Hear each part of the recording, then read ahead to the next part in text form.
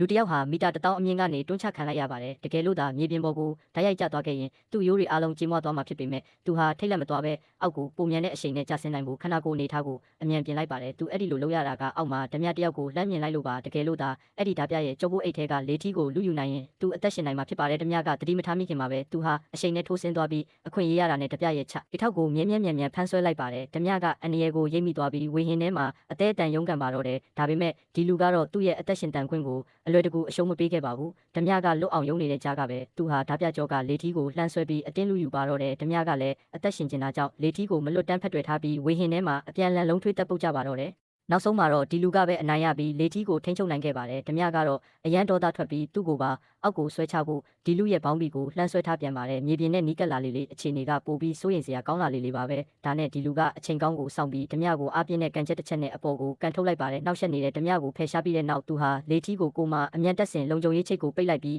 ငါတော့အသက်ဘေးကလွတ်ပြီးလို့တွေးလိုက်မိပါလေထီးကိုဖြန့်ချလိုက်မဲ့အချိန်မှာပဲနောက်ထပ်ဓမြတစ်ယောက်ကသူ့နောက်ကနေရုတ်တရက်ပေါ်လာပြီးသူ့ခြေထောက်ကိုချွန်ထက်တဲ့သွားတွေနဲ့အာရပါရကိုက်ဖို့ကြိုးစားပါတယ်ဒါပေမဲ့သူကလေထီးကိုအမြန်ဖွင့်လိုက်တာကြောင့်ဓမြနဲ့ဝေးရကိုလွတ်ထွက်သွားပါတယ်ဟိုဓမြလည်းသူ့လေထီးကိုသူဖွင့်လိုက်ပေမဲ့ကန်ဆိုးစွာနဲ့လေထီးကျိုးကပြက်နေခဲ့တာကြောင့်နောက်ဆုံးမှာတော့သူဟာဖျားသခင်စီကိုပဲတွားလိုက်ရပါတော့တယ်